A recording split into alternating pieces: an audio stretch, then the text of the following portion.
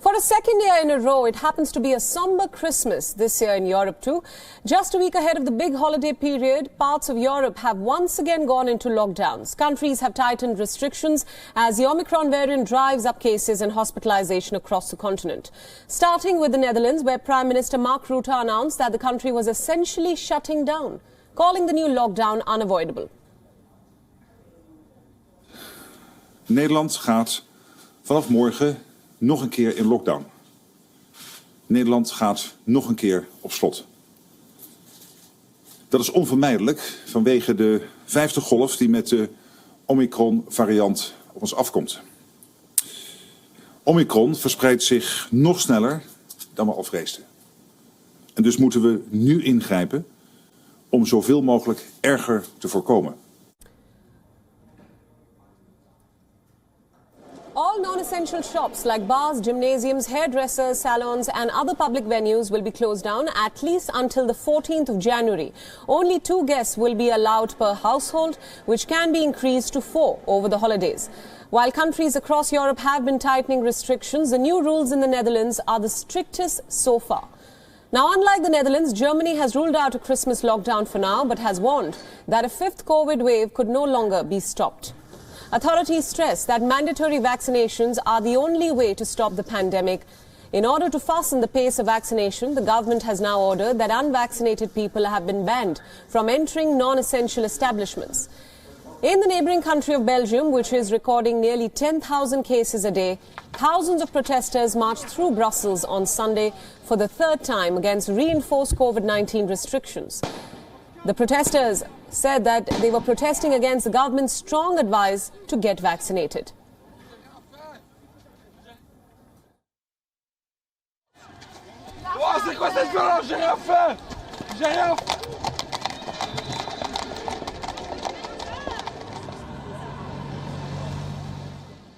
Nu manifester, on rejette un petit peu la société dans laquelle on vit aujourd'hui et celle qu'on nous propose, que c'est pas forcément la question de la vaccination ou non, parce qu'aujourd'hui c'est ça qui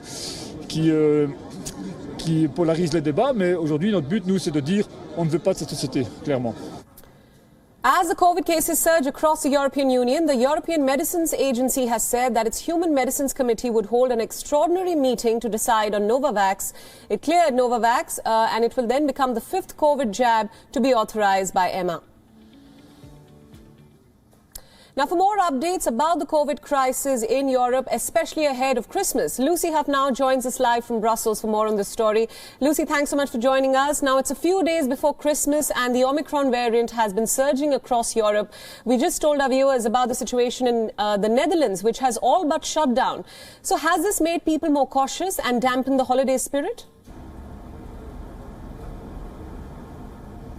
Unfortunately, I think it's safe to say that it has. I mean, the combination of new restrictions as well as travel restrictions just ahead of the Christmas break do mean that Europe is once again facing a COVID Christmas with the plans of millions of people now in disarray. As you mentioned there, the Netherlands has taken the most drastic step of EU nations in terms of bringing back in a full national lockdown to last for at least a 2-week period. This is the closure of all non-essential businesses, people being asked to stay home for all but essential visits, as well as limiting social contact to just groups of 2 people, with the exception of 4 on Christmas Day. Schools will be closed until at least January the 9th. This is due to mounting concern about the Omicron variant, but also pressure on ICU wards across the country, with the situation believed to be nearly at breaking point. So this is about salvaging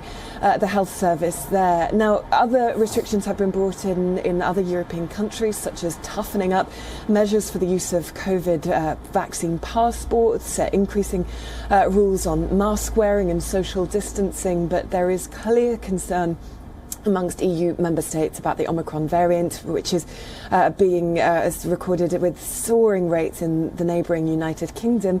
The WHO has warned that it is likely to become the dominant variant here in mainland Europe by next month. Right. Now, Lucy, you mentioned the term COVID Christmas. That seems to be the current status quo in Europe. And yet we're seeing protests against vaccinations, especially in Brussels. So what do you make of that? Is this going to hamper the pace of vaccination across the continent?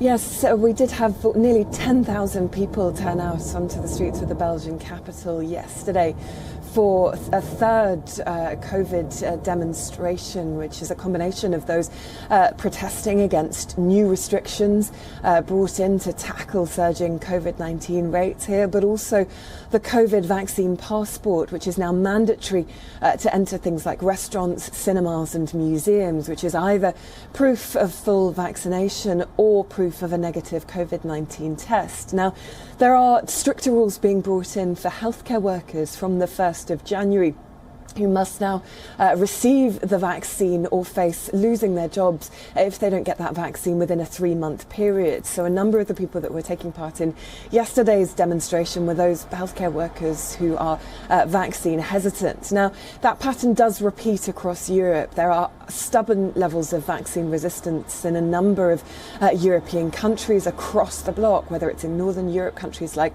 Germany and Austria, to the east of the bloc, countries like Romania and Slovakia, where rates are relatively low. So certainly the focus of the European Commission in the short term is about tackling those groups of vaccine hesitants and also tackling the spread of online disinformation. Absolutely, Lucy. Thank you so much for all those inputs, and thank you for joining us from Brussels at this hour. WION World is now available in your country. Download the app now and get all the news updates on the move.